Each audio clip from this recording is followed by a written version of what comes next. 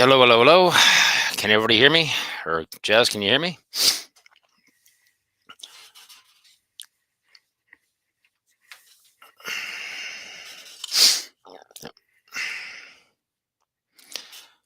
Can you hear me?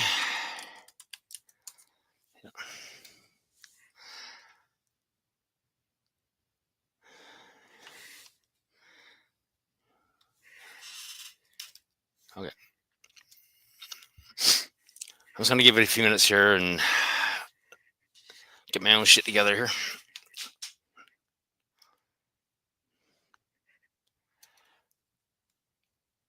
We got a few things to talk about tonight.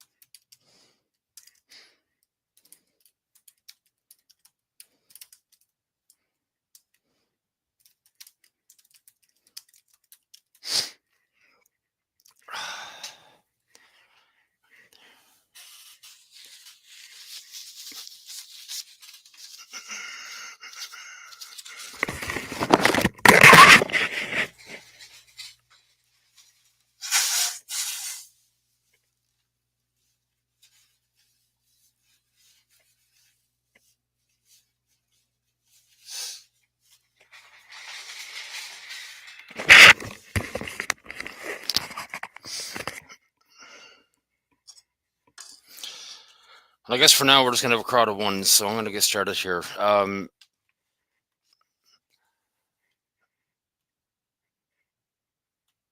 get rid of all these notifications. They're all distracting. So there's a few things I want to get into tonight, and they're not going to be very pretty. And one of the big things that I really want to get into is how dog trainers keep claiming that they love dogs.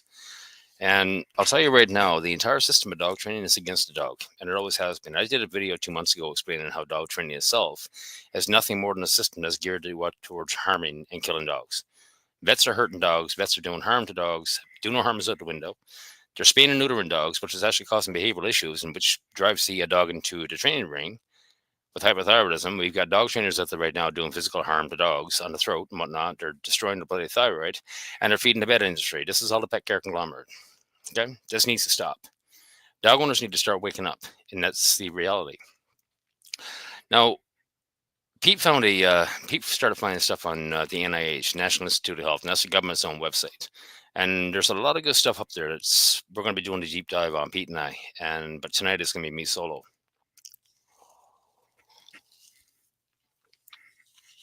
Let's look at some of the interesting stuff that we found. Like first of all, everybody heard about Karen Pryor, right?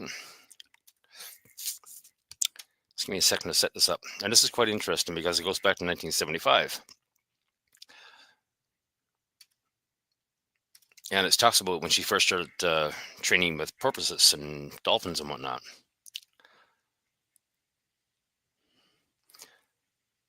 Let's have a little read this. So start down here. We don't need to read the rest of this, but start down here.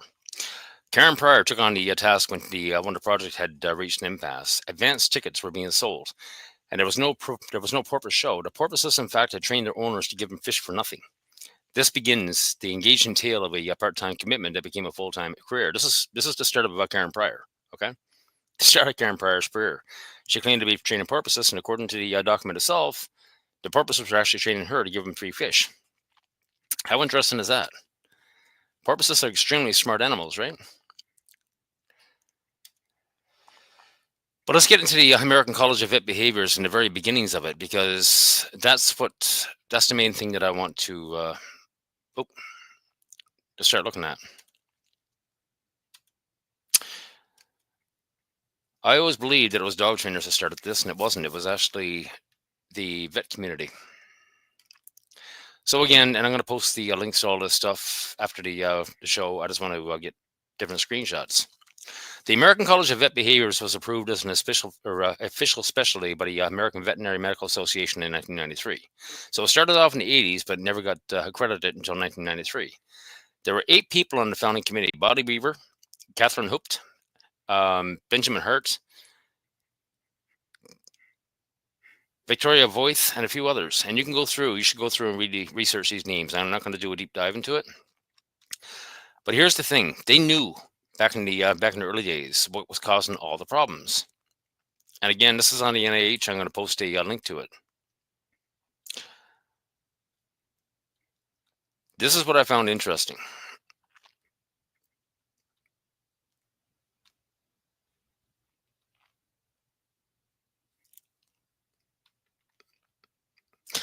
Another change in diagnosis was the realization that many dogs and cats are living in environments that do not meet their needs, resulting in anxiety and frustration. Now, in the group on Facebook, Radical Behaviorism for Dog Aggression and Reactivity, this is what we push: is always about meeting dogs' needs. Dog trainers and vets and behaviors are all about control and management. Don't let your dog do anything. When veterinarians began to see behavior cases, many dogs and cats were allowed free access to outdoors, allowing them to engage in or species-appropriate behaviors and meet the many up their mental and physical needs. Often the dogs and cats were not alone all day. However, over the last 10 or 15 years, that changed, right? Of course it did. Dogs' worlds are getting very small. Most dogs are alone at home all day, perhaps without another dog to interact with. And that's so true. Dogs' worlds are getting very tiny. Many cats are no longer allowed outside, depriving them of the hunt and play activities that are vital to their welfare. This is true. And many cats are getting grumpy as a result. They're not being allowed to be cats. Dogs aren't allowed to be dogs. This has led to an increase in diagnosis-related anxiety, separation anxiety in dogs, anxiety-based aggression and problems in cats, and frustration with the inability to engage in normal species behaviors, force social interactions within the living situations which the pet did not choose. Now stop and think about that. This is going back to the 1980s and 1990s. They knew back then that all the problems that we're having today are because of control and management. Well, guess what? And that's all they're ever pushing is control and management, right? And this should be a real wake-up call to dog owners, because this is the American College of Veterinary Behaviorists. This is Dr. Lisa Radasta. She's the very president, and now she's shocked up Zach George, pushing the scientific consensus. Melanie Ute is another one, and we're going to get into her. Now, here's the thing you got to understand. Dr. Lisa Radasta put up a video. So I did a reaction video to her. I'm going to put the link in after that people can watch after the fact. And the entire video, with the premise of the entire video, she's doing this series now on offering advice. Now, understand the advice that she gave for dogs that chase. Dogs that chase cars, dogs that are reactive and chasing people, or trying to chase people, whatnot. They're lunging and barking at the world. The only advice that she had was avoid all these triggers at all costs. Hire a trainer, and if you can't hire a trainer, if you can't all do all of that, then stay home. Don't bother walking your dog at all. That was her advice. That's the president of the American College of Veterinary Behaviors. That was her advice, and it pissed me off to no end. This is an expert in behavior, apparently. And that's all she's saying. You know what? Avoid the triggers at all costs. Hire a trainer because, hey, you can't do it on your own. And if you can't hire a trainer, guess what? Stay home. Don't bother walking your dog. So she's telling you point blank that if you can't hire a trainer because you can't do it on your own, make the dog's world even smaller. She never mentioned a word about getting out to chase. She never mentioned a word about a remote control car, slap mill, treadmill. No, nothing. There was no advice whatsoever. The only advice that she served up is going to benefit her. And the thing of it is, when you go into control and management, guess what? She's going to be one of the ones killing your dog, because there's really only 3 outcomes to dog training as it is today. Number one, you got control and management. If that don't work, you're going to rehome the dog. And if that don't work, you're going to kill the dog. Okay, euthanize the dog. And funny how it's control and management that leads to euthanasia, isn't it? But yet, we got vets out there right now killing dogs for behaviors that they don't understand. And I got to ask Lisa again. I got to ask Melanie Ute. I got to ask all the vet behaviors out there, all the vets out there. How many dog owners have sat in your office and bawled their eyes out while you executed their dog for behaviors that you didn't understand or didn't give a shit about? What are the behaviors? Your body's emotional, hormonal response to something in the environment. That's it. And I got a great conversation going on Melanie Ute's page. People should go read that. Funny how it's only the professionals, all the professionals, the experts that are attacking me. They're attacking me on the science. And I love it. Now, instead of going for all of the releasing all the control and management and actually focusing on the dog's, the dog getting out and being a dog, what did they focus on instead? Let's get into that one.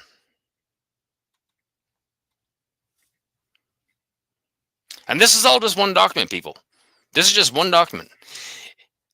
Changes in the use of psychoactive medications. In the beginning, owners were very reluctant to give psychoactive medications to dogs or cats. Yeah, you know what? Nobody wanted it.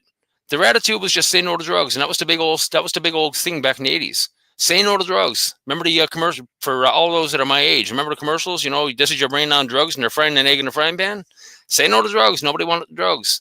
There seemed to be two objections to the use of medications. The owner did not want to admit to others that they were using drugs to control their dogs, and they did not want to change the dog's personality, if not that personality was vicious.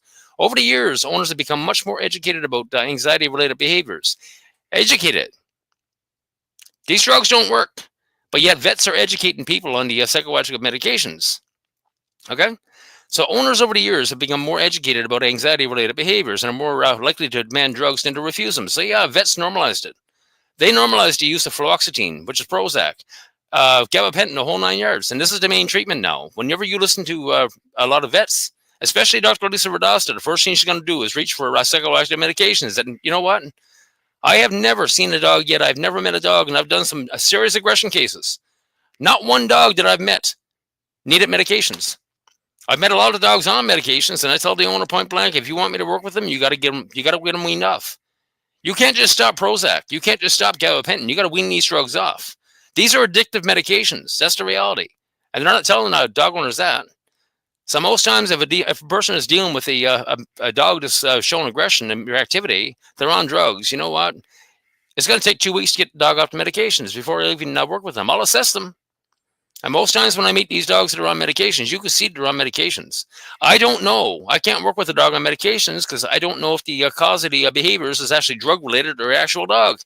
We got to clean the dog out, get the dog off the medications, and then I'm going to work with them. And again, I've never met a dog yet needed them. But yet vets are pushing these medications like crazy. And it's all about the friggin' money. Show me the money.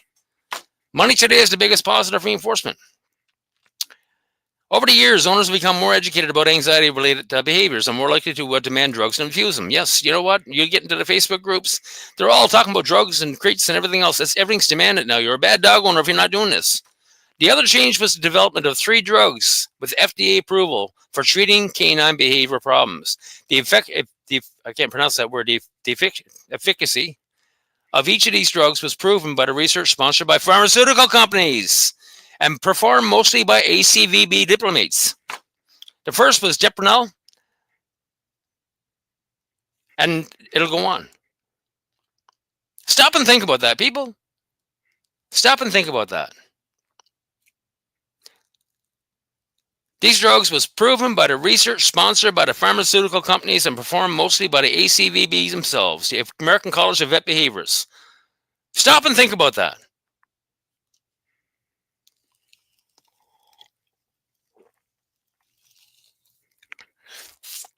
For the treatment of cognitive dysfunction in dogs, really? Now that's just one article that's on the NIH, and again, this is from the NIH, National Institute of Health. This is a government website. This is not bullshit. It's not blowing smoke up your ass. So that's the beginnings. That's the early beginnings of the ACVB. Now again, Dr. Lisa Radasta turned around and did that video, and the only advice that she had was either avoid things at all costs, hire a trainer because you can't do it on your own, or don't walk your dog. What kind of a trainer or what kind of behaviorist ever would say that to a dog or to a dog owner? That blows me away. Your dog's very existence was to chase something. 95% of all breeds is designed to chase everything. That's the reason they exist in the first place. Huskies chase the wind, pulling the sled. So do Pomeranians. Pomeranians are sled dogs, by the way. You got hunting dogs, you got herding dogs. These are all dogs that are designed to chase. Even tracking dogs, hound dogs are all designed to chase. You got retrievers that are designed to chase something out in the water. Labrador retrievers their bodies are actually designed for swimming. They even got webbed paws. If you feel the front paws of a Labrador retriever, you'll see they're webbed. Newfoundlands are the same way. Their paws are very paws are designed for swimming. Newfoundlanders, they're actually designed to work in the ocean, the ice cold waters of the ocean. Even their jowls are designed to move water away from the mouth. But yet we don't let them chase. We don't allow them to show that capability. And that's what's missing today is that working relationship between man and dog. The dog wants to get out and chase. They want to do something and they want to engage the owner. That's the working relationship that's missing today. That's reality, and that's freaking bad, man. But we're not doing it. Hey, Pete, how you doing?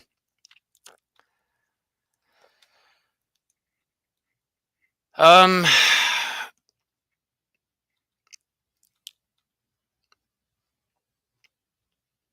just give me 1 second here. I'm trying to go through my notes. But yeah, like the ACVB started off in the 80s and 90s, and the problem is nobody, not one person, questioned it. Nobody questioned anything, even up to today. They're getting away with everything. Trainers are online saying whatever the hell they want. Nobody's questioning it. Vets and behaviors are getting online saying whatever the hell they want. Nobody questioned it. Nobody's questioning shit. Well, you know what? A few years ago, somebody actually sent me a video. It was one trainer beaking off about the positive only crowd. I can't remember if it was Robert Cabral or not. But then I ran into Robert Cabral and I listened to him, and then I started digging. I started digging into what he was saying. They were getting away with everything. And what he was saying about people like me, and now we're selling t-shirts and mugs that says, science doesn't belong in dog training. Science has no place in dog training. But yet I'm bringing the science. This is B.F. Skinner that he doesn't want in dog training. Well, guess what? Dog training shouldn't be in the behavior ring whatsoever. That's the reality. Nobody questioned anything. But now that I'm starting to question it, and I stood up and smacked Robert Cabral across the fucking face, and now then he took to his Facebook page screaming like a 5-year-old girl, "Oh my God, what do I do? Somebody's questioning it. Somebody's pushing back. What do I do?" He didn't know what to do. Now all of a sudden, vets and behaviors, I'm giving them a smack on the friggin' mouth. I'm standing up to them. You know what? Enough is enough. Now they're all screwing like rats down the friggin' hole, but I'm smoking them out. I guarantee you, Lisa Radosta, Melanie, you, Dr. O'Ryan, the whole lot of you can ban me, you can do whatever you want. I'm going to smoke you out, whether you like it or not, because this shit is not going to end. I'm not going to stop. I got conversations going on right now in different vets freaking Facebook groups. They don't know what the hell to do. I had a great old conversation with Melanie Yu's page. Guess what? Melanie Yu has some piped up.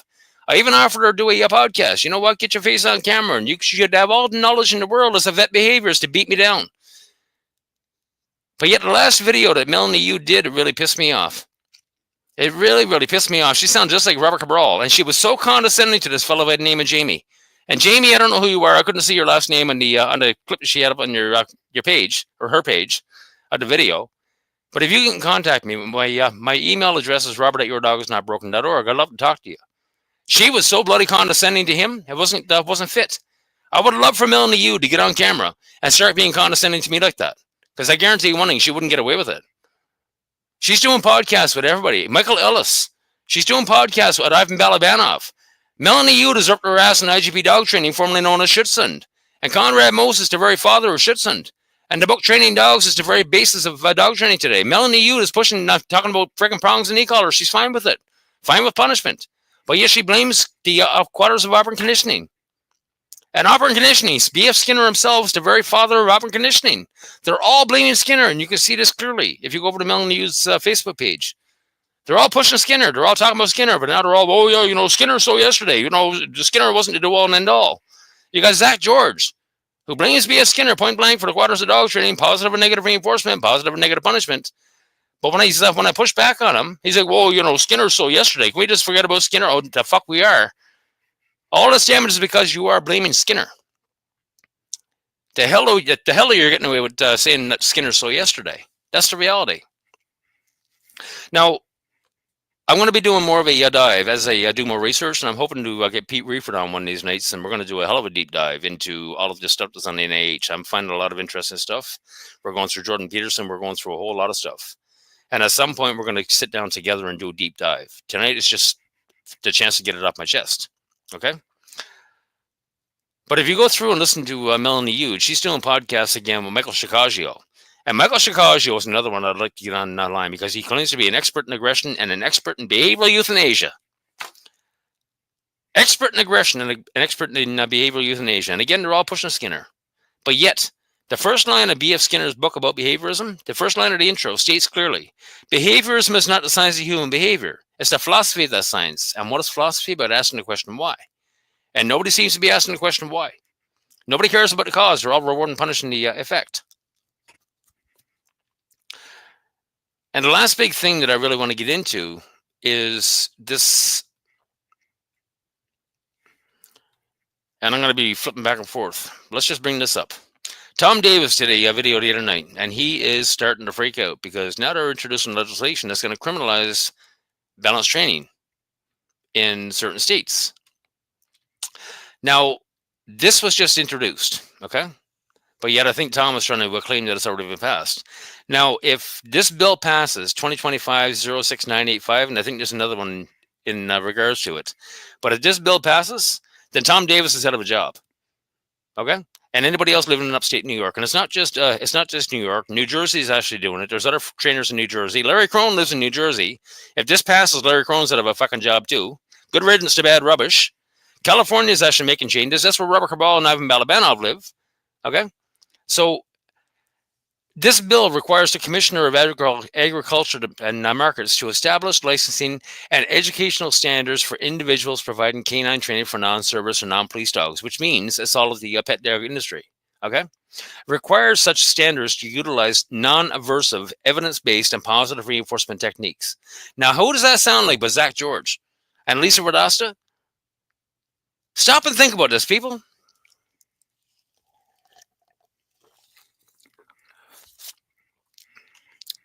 If you haven't figured it out yet, this is an extremely dangerous piece of legislation. I've been asking for years for anybody, and I mean anybody, to show me video of any positive reinforcement or purely positive reinforcement trainer that is using treats and clickers and whatnot and have a friggin', affection and whatnot. I want anybody to show me video of any positive reinforcement trainer actually working with aggression or reactivity, because what they're calling aggression and reactivity is a friggin' joke. I haven't seen to date any videos. I can't find any videos of Lisa Radasta, Melanie Yu, Dr. Orion, anybody else actually working with the dog showing aggression or reactivity. I haven't seen any videos of them training the dog whatsoever, even for freaking obedience. But yet, what's going to happen if all of a sudden positive reinforcement takes over and Zach George gets his wish? What happens to all the severe behavioral cases?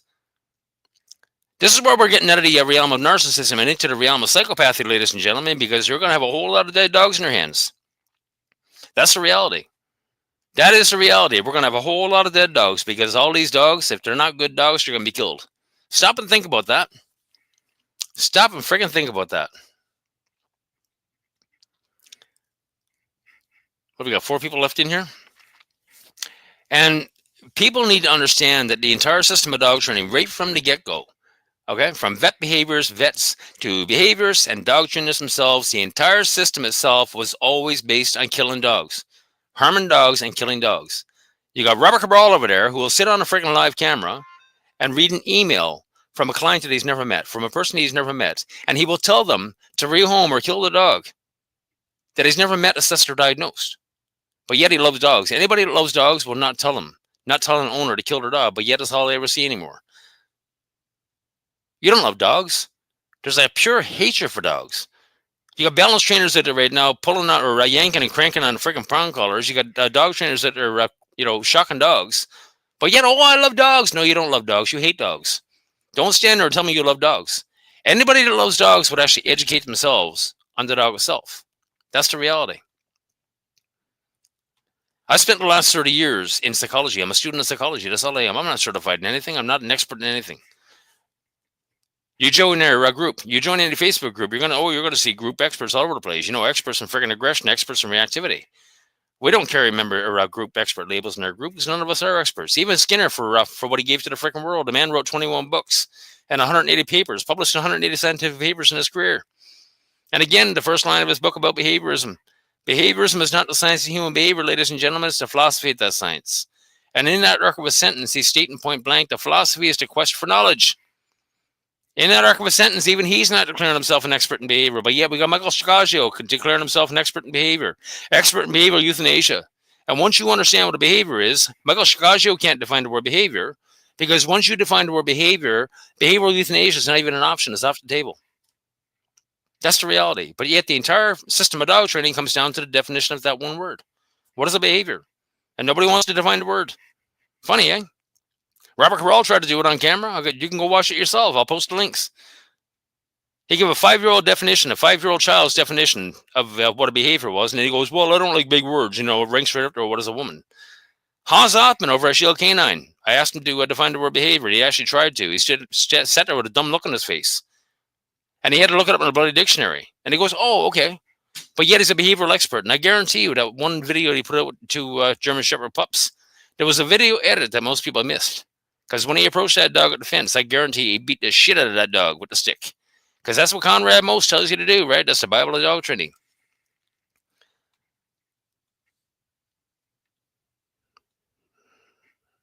What else was there, Pete? I can't remember now. If you're still there.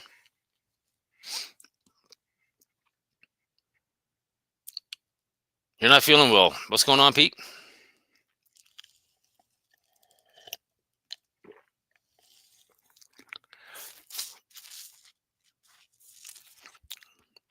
But it's quite interesting to see exactly what's going on and exactly what's coming out. But I found this really funny with Karen Pryor. I found that really, really funny with Karen Pryor when it turned around and stated that the purpose was for actually teaching or training the trainers to give them free fish, and that's what the basis of her whole system was, and that's exactly what the dog was doing. Most times, they're training the dog owners to give them free food. Stop and think about that. That's what I'm doing too. Beer is a good thing. What's going on? You're not feeling good? You got a man cold or what?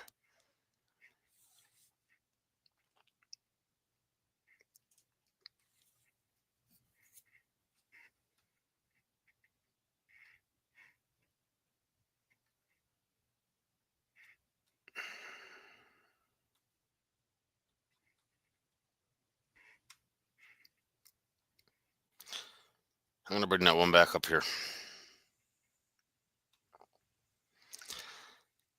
But this, when Pete showed me this the other night, I was really, really pissed off. It really, really grossed me out because this is exactly what we're trying to push the dog owners to do. You know, this is what we're trying to push dog owners to do. Get your dog out, meet your dog's needs, meet your breed's needs, because every breed needs to get out and chase. But yet, vets and trainers and trainers and behaviors are telling you, oh yeah, if you let your dog chase, it's going to cause prey drive. That's so backwards. If you give your dog a time and a place to get out and chase, remote control car, flirt pole, whatever have you, and you let them chase until there's nothing left. You let them chase until they're tired and they're satisfied, and then take that dog for a walk, and then come back and tell us how many behaviors you got. A lot of people in the group right now have actually gone out and bought RC cars, and you know what? It's an engagement with your dog. You're having fun with your dog. The dog knows that they're doing for you, and the dog is loving the chase. Go out and buy yourself a drone if you're seriously concerned about your dog destroying the car. You know what? It can't happen. Go out and buy yourself a drone. They love chasing drones. You can go up instead of and get away from the dog. But this really, really bothered me because this is going back to the 80s and 90s. They knew at that point, but yet they still carried on. And all they're doing now is pushing control and management and kill your dog. That's all they're doing. And it's so bad right now. I did a podcast, or not a podcast, but a behavioral consult with Zach and his girlfriend and his dog Pepperoni, his little Shiba Inu. And it was interesting because he actually posted to Reddit. He was going to be killing his dog. He maxed out his credit cards trying to help his dog. And you know what? I got full respect for people like that. They'll spend whatever money they got to try to help a dog. And I got full respect for that. But Zach actually said on the live, on the consult itself, stated point blank, you know what? My trainer, my behaviors, and my vet was actually calling me, demanding that I make an appointment to go bring Pepperoni in so we can kill him. This is the state of dog training today. This is the state of dog training. This is the state of behaviors. I mean, this is the state of vet behaviors. Most of these people couldn't find their own ass for a map. That's the reality. They don't care about the word behavior. They couldn't define the word behavior. They don't care to. They don't even care to look up in the dictionary. If you love dogs, you're going to educate yourself as much as you can. You're going to learn the psychology. You'll learn everything about the dog. You're going to learn the biology. You're going to learn the anatomy. You're going to learn the physiology. You'll learn about the endocrine system. You're going to educate yourself to so you can make you better. We're working with the dog. Most of these people couldn't open the fucking dictionary to read the word different or read the word behavior. That's the reality. They don't care. They don't care. And that's the reality. They're all pushing the quadrants of operant conditioning. Again, B.F. Skinner's the father of operant conditioning. They define operant conditioning as a behavior or a method of behavioral modification using reward and punishment. B.F. Skinner would define it as survival of the bloody fittest. How did this happen?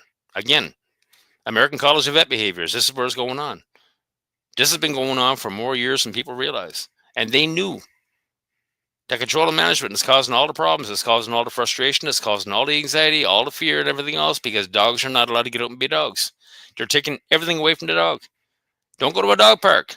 Heaven forbid you go to a dog park. Your dog's going to get sick. Your dog's going to get this and that and everything else.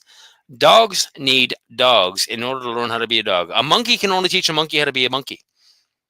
A lion can only teach a lion how to be a lion. A dog can only teach a dog how to be a dog.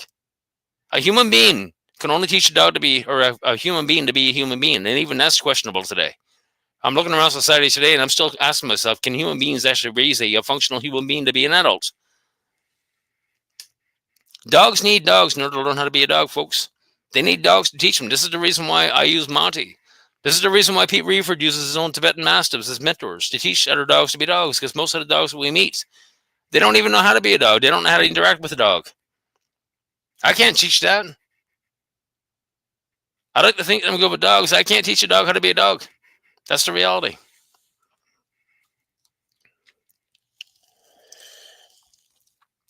Yeah, Jasmine. I had Jasmine go track him down on Reddit and send him a PM because I'm banned over there. Oh, you got bottle flu, do you, Pete? But yeah, Jasmine had to go over and send him an email, and I offered him a free consult. You know what? I didn't charge him for the consult. We had a good long talk. As a result, he allowed me to set it public, and it's all there for people to watch. And the follow-up is there as well. His girlfriend was actually afraid of the dog, but on the follow-up, she said point blank, "I'm not afraid of him anymore. He's still got a ways to go. They're still trying to sort stuff out, but the dog is still alive. He's doing really well." You know? Yep. Oh, that was the one thing I wanted to talk about, the Avsab Miltonberger, because thank you, Pete. Avsab actually, Avsab is part of the ACVB, okay, the American College of Vet Behaviorists, and the Avsab actually bastardized B.F. Skinner's book on their website to push the quadrants of dog training. And Pete actually found out who the original, as far as we know, the original one that coined the terms positive and negative punishment. And that is a fellow by the name of Raymond Miltonberger. And I've got it right here, I believe. Let me just bring this up really quick. Like I say, Skinner wrote 21 books in his 50-year career, and he published 180 papers.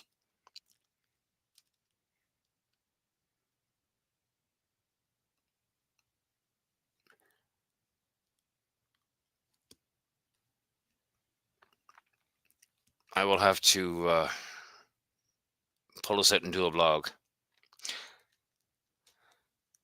But I got a copy of Raymond Miltonberger's book, and he is the one that actually coined positive and negative punishment. It wasn't Skinner.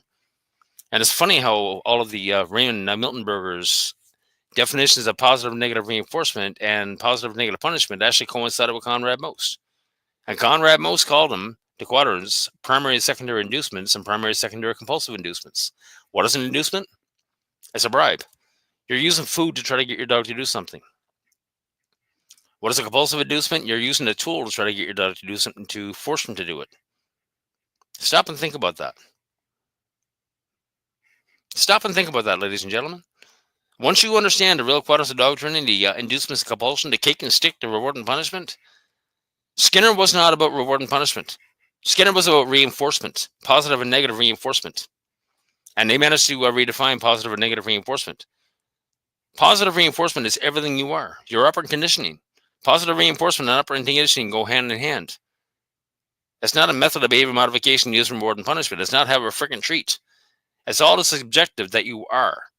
But you talk to any trainer, and they're going to tell you point blank, they don't want to deal with the subjective. That's all the pesky shit. That's your past. That's everything that makes you are today, and everything that makes the dog what they are today. It's all your past experiences. It's all the subjective they don't want to deal with. They want to sweep that shit underneath the rug and look at the dog objectively, because it's so much easier to deal with. And there's something else I want to talk about as well. And that is Temple Grandin. I would love to meet Temple Grandin, sit down and talk to her for a couple of hours. I love the woman. I love her abruptness. I love that she can't lie to people. It's incredible. I'm going to bring up one to actually give you a little more history of all this shit.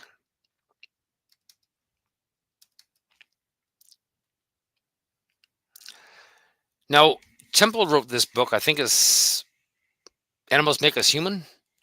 And she wrote it over 20 years ago. But just a few paragraphs, she actually explained exactly what happened. Okay? And this is why I love Temple. She's very honest. She's very abrupt. And she is a PhD in animal sciences. She is the real deal. Okay? By the time I got to college, I knew what I wanted to learn about animals. And bear in mind, Temple Grandin is an incredible story. If you haven't seen the movie Temple Grandin, Claire Danes did a fantastic job playing Temple Grandin. I Highly urge everybody to go and watch that movie. It's incredible. That was 1960s, and the whole field of psychology was B.F. Skinner and behaviorism. Dr. Skinner was so famous that just about every college kid in the country had a copy of Beyond Freedom and Dignity on the bookshelf. He taught that all you needed to do was study behavior. You weren't supposed to speculate what was in the person's or animal's head, because you could only measure all this. You couldn't measure all the stuff inside a black box. Intelligence, emotions, motives. Now, what he's calling a black box is the actual mind. He didn't care about the mind. Psychology itself is the study of the mind and behavior, and we need, in order to understand them, you need to separate them and treat them as separate entities. The mind is a standalone entity. Your limbic system controls all your behaviors. The mind has no control over your behaviors. That's the reality. Skinner didn't care about the mind. That's where your feelings are. Okay? This is why I like Jack Panksepp. Jack Panksepp, I think, is considered the architect of the mind, not behaviors. I love Jack, but you know what? There's certain devices we got to bring in. The black box was off limits. You couldn't talk about it. You can only measure behavior. Therefore, you can only study behavior. And that's the reality. Behavior itself is a science of its own. For the behaviors, this was no great loss, since according to them, environment was the only thing that mattered. Some animal behaviors, this is back in the 60s now, some animal behaviors took this idea to the extreme, that teaching that animals didn't even have emotions or intelligence. Animals only have behavior, which was the shape of rewards, punishment, and positive, negative reinforcements from the environment. And what she means there is that what dogs are going through right now, okay, all that they are is objective behaviors. They don't care about the subjective. Subjective is in the mind. Subjective is all the past. They don't want to deal with the subjective. That's too much to deal with. Because now we're going to start pushing methodological behaviorism. They're only concerned about behavior and shutting down behavior, but reward and punishment. And what you're doing in that reality is actually turning around and creating this little world of reward and punishment for your dog to operate and condition itself to. And if you did that to a child, you'd be in jail for child abuse. That's the reality. But the dog, right? It's only an animal. Methodological behaviorism under Conrad Irva Thorndike, and I'm going to get into a little deeper with this, because what wound up happening in the 60s and 70s, there was people like Noam Chomsky, okay, and Ray Miltenberger was another one. They tried to paint Skinner as a methodological behaviorist, when Skinner was actually a radical behaviorist. That's the reality. But they couldn't have that, because Skinner himself was brilliant, and he scared the shit out of a lot of people because he figured out humanity. He figured out humans. And he understood that the cause of our behavior is no different from the dog, the patient, or the rat. B.S. Skinner would tell you to replace your dog with a human child and ask you what you would do different. Why? Because he was replacing humans with dogs, pigeons, and rats in the lab and doing experiments on them to understand our behavior. He was a human psychologist, ladies and gentlemen. It wouldn't look very good if he was locking up kids in a crate and doing experiments on them. The optics wouldn't be very good, right? But that's the reality. Number one rule of methodological behaviorism under Edward Thorndike is don't you dare compare human behavior to that of lesser species. And as a result of that, we got mankind, all of humanity is walking around with a bloody measuring stick for life and intelligence and sentience. And we're the only ones that are allowed to measure up. It's just a dog. It's just an animal. Well, I got news for you, ladies and gentlemen. B.F. Skinner proved that you're an animal. Even the FBI was watching B.F. Skinner because he was in communication with communist countries trying to wake them up to the reality. And Skinner died without realizing his dream. He was trying. Skinner was famous. And he was trying to wake people up to the reality that we live in a punitive society. We are living under Edward Thorndike and Conrad Most, the very quadrants of dog training. We live in a punitive society. Reward and punishment. That's the reality. And he was trying to wake people up to it. And if he didn't stand much of it, he didn't stand a chance. And Skinner was famous. What freaking chance do I have of getting people to wake up to it? That's the reality.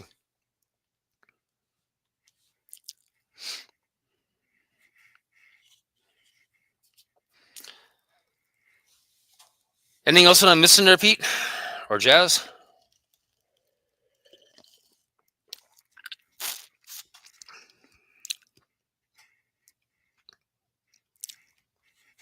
Because if not, I'm going to shorten this up. But it's just really interesting. Like when I watched the Melanie Hughes podcast the other night, it just really, really disgusted me to watch her, because she was just like Rebecca Roll. And talking about, talking down, condescending to people. This is a freaking vet. This is a vet condescending to people. And she was really condescending to people. And she's sitting up there like the expert, But again, nobody's ever questioned them. Nobody's ever questioned these people. Nobody's ever pushed back. Dr. Lisa Rodas the same way. Well, I'm telling you one thing right now. I'm telling you right now. When I start standing up and start pushing back, all these little rats took off back down their fucking holes. When I'm going to smoke you out, people. That's the reality. I'm coming for you. You're not going to hide. This little game of hide and seek is not going to. This little game of hide and seek is not going to last much longer. Yeah, and I swear, Pete mentioned it last night. I mean, I swear, Lisa Radosta took some speaking courses because she speaks with the authority, and she's bullshitting you. That's the reality. So authoritative. Yep, she speaks with authority, and that's all it really takes. When you can speak with authority, guess what? People listen, and they don't question. Well, ladies and gentlemen, start questioning. You go out and ask any trainer, any behaviorist, any vet to define the word behavior, especially if they're telling you to kill your dog. You get them face to face and you ask them to define the word behavior. And when they can't do it, when they stand there with the dumb look on their face and they can't freaking define the word behavior, run and come and find me. Come and find Pete. Go find Ray Ward. Come find us on Facebook. The group is Radical Behaviorism for Dog Aggression and Reactivity. I'll post a link.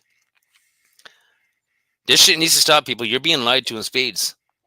And it all goes back for the last 30 years. That's the reality. And it all starts with vets. And then trainers got on board. And then Robert Cabral, again, these people have actually admitted to what they've done. They're getting so cocky right now because nobody's been pushing back. They got cocky and they started bragging about what they were doing. Robert Cabral mentioned point blank, he fully admitting to creating the pet care conglomerate, this $100 billion industry. And dog training has a huge slice in that pie. I can guarantee you, dog training is worth at least $40 billion.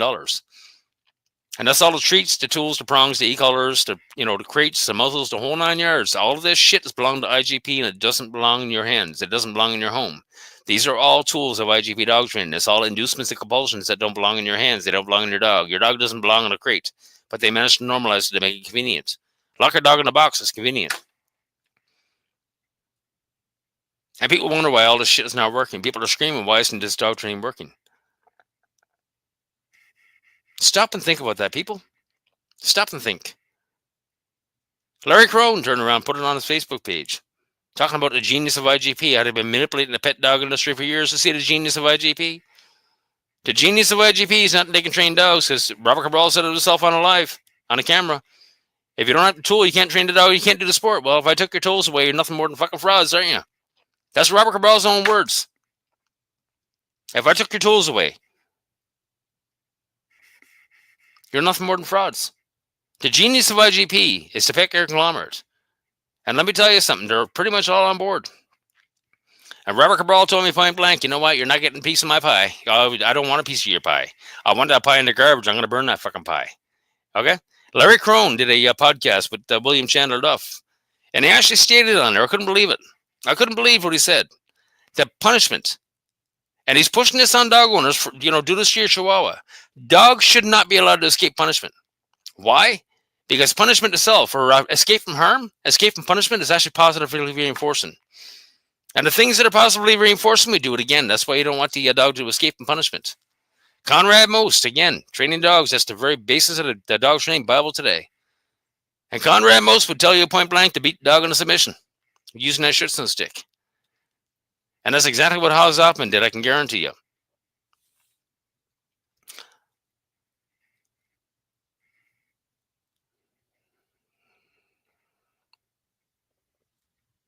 Jasmine.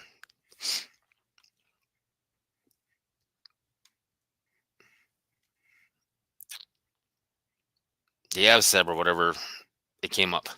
Yeah, steer clear of Avsev. Steer clear of it because it's a bunch of lies and garbage. They actually bastardized. They're talking about negative reinforcement on their website, and they're pushing it as punishment. Negative reinforcements generate behaviors. When your dog is afraid of something in the environment and they're facing negative reinforcement, that's what's causing the behaviors of fight and flight in the first place. But yet, dog trainers, they're not mentioning that. They don't care about the negative reinforcement in the environment. The dog in a sense is being punished by something in the environment, but they're telling the owners to stand in between the dog and the environment and punish and not reward the dog further for something that they're being punished for in the environment. And people are wondering why this is not working. I've spoken to dog owners that are $10,000, $20,000, $30,000 in the hole with dog training. Do you think you're going to get money back? No. Hell no. But it's time for lawsuits. And once again, ladies and gentlemen, if you want to sue your dog trainer, you let me know. If you want to sue your dog trainer, contact me. My email is robert@yourdogsnotbroken.org. If you want to sue your dog trainer, let me know. If I'm able, I will zoom into your court case and I will stand witness in a court of law for you, because I'm bringing Skinner and I'm bringing Conrad Most and Raymond Miltonberger, the whole 9 yards, and you will win your case. And people got to realize there's something called punitive damages. I watched Garrett Wing one night on a video. He's got a Rottweiler that loves to chase cars. And he's got a prong collar on the dog. Now, Garrett Wing said he's in one video he was 205 pounds, and the Rottweiler's got to be, what, 80, 100 pounds? He's got this friggin' prong collar on the Rottweiler's throat, and it's right up on the, just underneath the, right on the thyroid, right on the trachea. And you can see Garrett Wing. He's got this dog on the leash. The prong is right there, and he's just winding up, just waiting for this dog. Just waiting for this dog to lunge so he can rip the fucking throat of that dog. And dog owners, you need to understand that if he damages the thyroid in your dog, that's going to lead to a hypothyroid condition. And that can't be fixed. That can't be yet. That will never be cured. And if it's left untreated, and most vets today, right now, hypothyroidism right now is epidemic. And if you don't believe that, go talk to Jean Dawes over at Hemopet, Hemopet. She'll tell you point blank.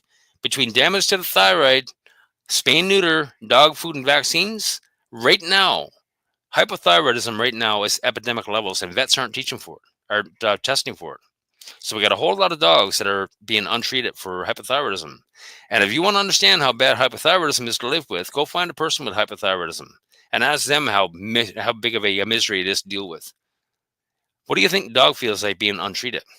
The dogs can get grumpy, and it's leading to behavioral issues. And guess what? Vets aren't treating it. They're making money off of food trials and medications and drugs and whatnot, but they're not fixing nothing. And hypothyroid condition long term can lead to a whole lot of serious stuff. We're talking about heart disease. We're talking about cancer. Once the adrenal glands are exhausted of cortisol and sex hormones and everything else, guess what? Now you're looking at Cushing's. You're looking at Addison's. These are all endocrine diseases, adrenal diseases. These are all punitive damages. Dog Daddy is another one. And Garrett Wing. I would love to get Garrett Wing face to face. I would love to put that prong collar around his neck and do exactly what he's doing to dogs. Just yank on that freaking prong collar. Put that prong collar around Garrett Wing's neck and just yank on it.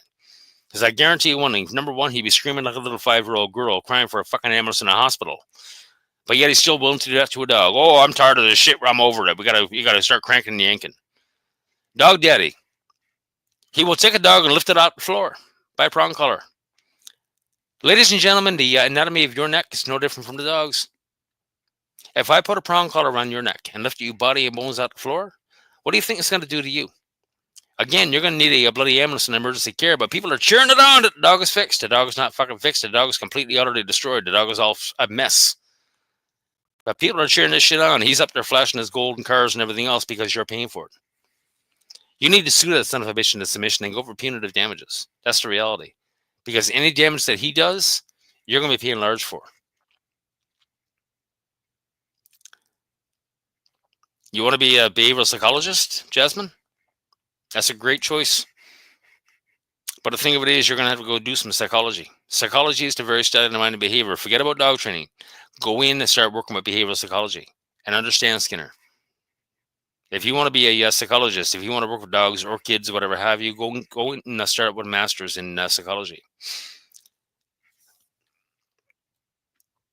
If that's what you're looking to do. Behavioral psychology is the right track to go, yes. Go and get and make sure you don't be going to the animal college of behavior. Talk to me and I'll actually, if you can find the different courses that you're going to be taking, let me know and I'll actually tell you if it's right or not. Because a lot of these courses, like the animal, the animal college of behavior, that's bullshit. They're teaching the wrong stuff. That's the reality. Just give me 1 second here.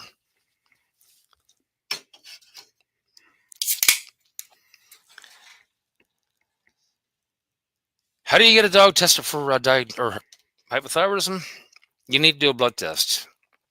And one of the big problems today is that vets aren't doing appropriate testing because you need to pull a full thyroid panel. You need to get T4, T3, TSH, cortisol, the whole shit juke match. And a lot of vets right now, they're only pulling the T4 on the senior panel to save money. T4 doesn't tell you a whole lot. TSH at minimum needs to be done.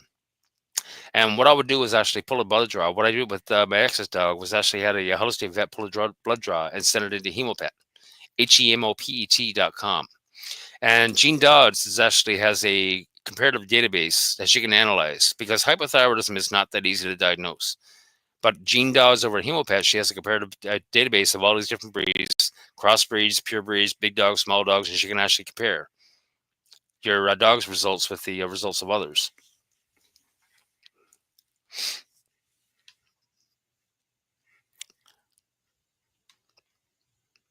Well, you know what? When you do me a favor and get the course load and send it to me, and I'll take a look through it for you. Because if I start seeing Quadros of dog training and whatnot, that's no. Skinner had nothing to do with the Quadros of dog training. That's the reality. And if you start seeing Quadros of dog training and whatnot, run. Because a lot of these colleges are teaching the wrong thing. The American College of Vet Behaviorists is teaching the wrong thing. AVSAV is teaching the wrong thing. They're all teaching a crock of shit, and it's killing dogs by the millions.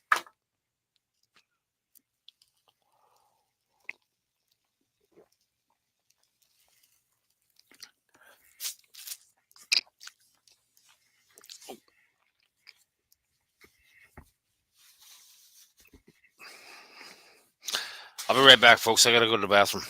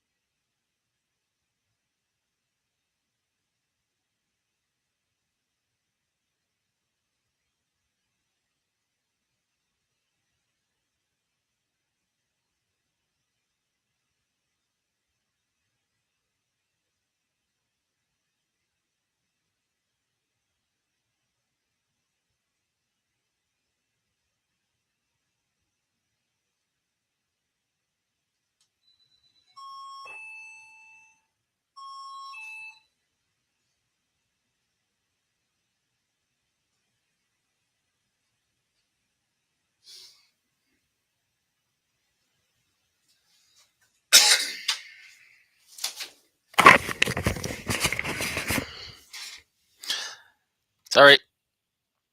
Old man problems.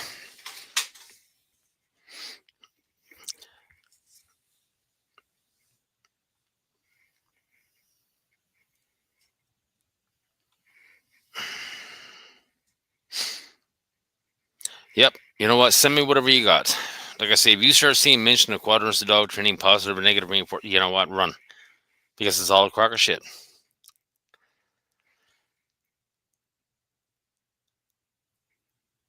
The quadrants of psychology, because they were developed for non-typical humans. For me, people like me, supply behavior analysis was designed or basically changed to reflect autism and Asperger's. That's what a lot of it was. That's where a lot of it started. And that's not the right way to do it.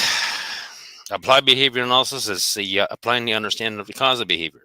But again, they managed to redefine it to reward and punishment, just like they did with operant conditioning.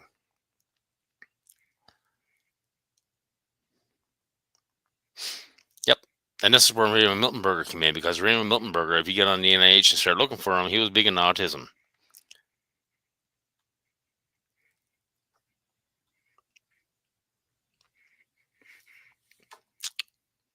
Along came dog trainers, not understand the concept, and off they ran. Here we are, and this is exactly what happened. So back in the 60s, once again, they turned around, they assassinated B.F. Skinner professionally, replaced him, overlaid him with Orville Thorndike. So everything that people learn today that they believe is B.F. Skinner is actually Orville Thorndike. Okay? And then, so trainers took the cake baked of Orville Thorndike, to ice that with Conrad Most in his book Training Dogs, and then they signed Skinner's name to it. Why? Because they want the behaviors label. There's no psychology to Conrad Most, none whatsoever. Conrad Most trained German Shepherds, and only German Shepherds, for the World War I effort. And guess who was there with him? Lo and behold, Herm Springer. And Conrad Most actually mentioned the spike collar in the book, what we now call a prong collar. That's the reality. And Conrad Most trained dogs by hook or by crook. And again, you can go through my videos. You can find the where I got AI reading the book. And he actually, in one section of the book, he actually lays out rules for beating your dog into submission with that Schutzen stick. It's pretty freaking pathetic.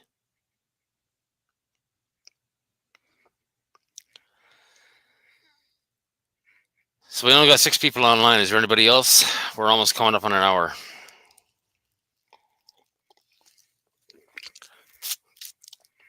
Anybody else got questions? Because this old man's getting tired and he needs to medicate.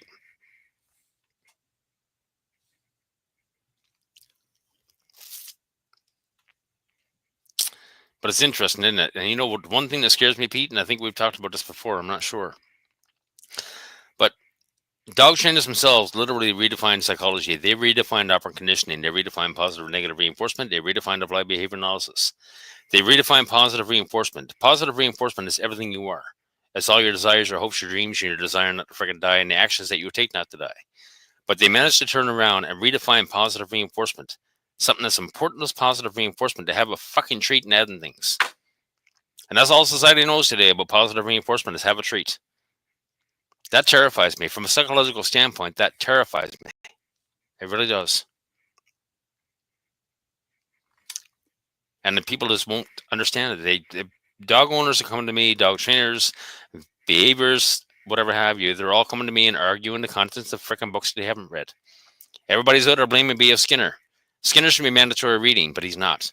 To date, I haven't met one trainer yet that actually read the book about behaviorism. There's 21 books. The number one book to read is about behaviorism. But yet I haven't met a trainer yet, a vet or a behaviorist, that actually read the book. 35 pages. Read the summation. If you're too lazy to read a whole book, read the summation. 35 pages. It's right at the very end of the book. And you'll understand why dog training is lying to you. It's crazy.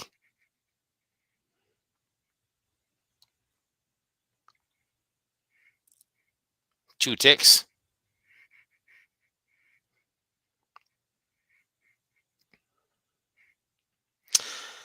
But anyhow, ladies and gentlemen.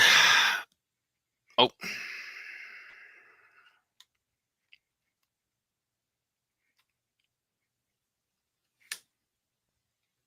So the redefining of reinforcement happened because what? Hang on a second. No. Well, the redefining, like what Skinner was doing in his lab. He was doing experiments on animals in his lab. He was creating abnormal behaviors in his lab. He wasn't messing with normal behaviors. He was creating abnormal behaviors in his lab using reinforcements. He wasn't rewarding and punishing the animals in his lab. He was using positive and negative reinforcement. That's the reality.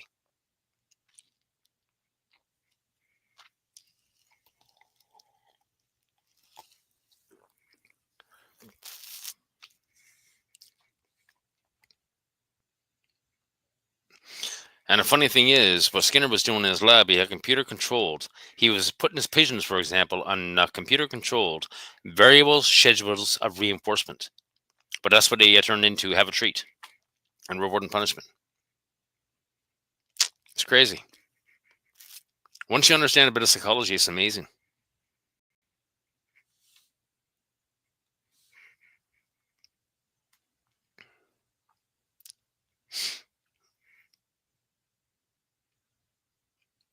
Yep, the science. The animal was not aware of the scientist, so the way the scientists described the reinforcement was to add and remove from the environment. That's exactly what Temple Grandin was getting into. That's precisely what Temple Grandin was getting into. Right here, yet again.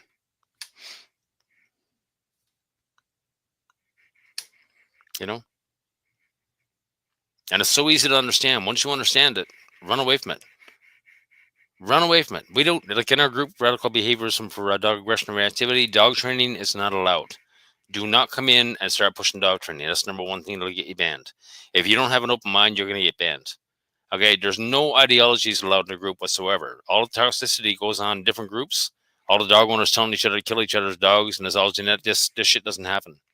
When you come into the group, you won't get attacked. I can guarantee you. All the toxic environments that exist in other groups doesn't happen. Feminism, all this other crap doesn't involve in this group. There's no fighting going on. We're all about the dog.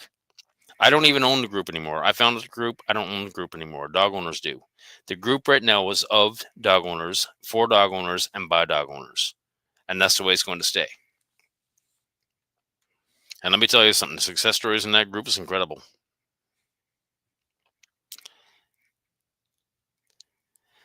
And that's exactly it. The description in the lab does not work in the real world.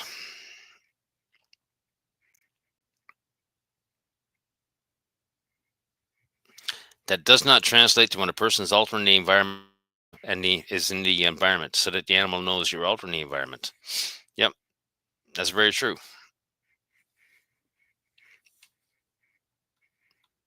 Things got to change, ladies and gentlemen. People need to wake up and start learning. That's the reality. But the problem is, everybody's out there listening to the experts, and this is getting tiring. And I'm tired of beating my head against the wall. Like people come into the group, and Pete and Jasmine can testify. We hear the same 12 to 15 stories over and over and over and over and over again, and it's always very very similar. And we always end up telling them the same thing. Some dogs we ask questions. There's a whole list of questions that we ask to try to ascertain, to try to get an understanding of where you are. And one of the questions that we ask is about medical problems. Does your dog have unexplained allergies? So we can actually focus. You know what? Is it possible that the dog is hypothyroid? And if we suspect, then yes, some dogs is highly suspected that they're hypothyroidism. You know what? Put the behaviors on hold, go get a blood test, and rule it out first.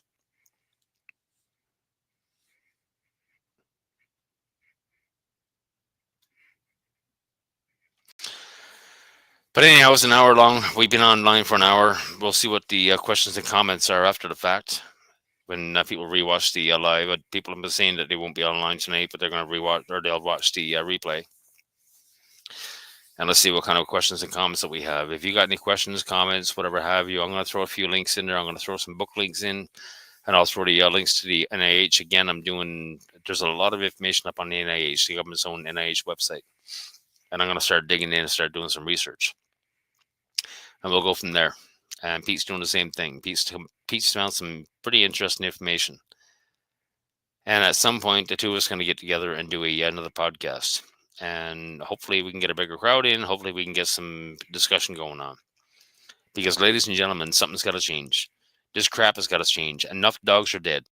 Enough dog owner lives are destroyed. There's dog owners right now out there right now living in about hundreds of thousands, millions that are hostages in their own homes because of all this dog training crap. And if you can't figure out yet that you're being lied to by trainers and vets and behaviors, there's no such thing as an expert, people. But they're all claiming to be experts. This shit needs to stop. But anyways, I'm going to sign off and bid you all good night. And we'll do this again soon. Have a good night.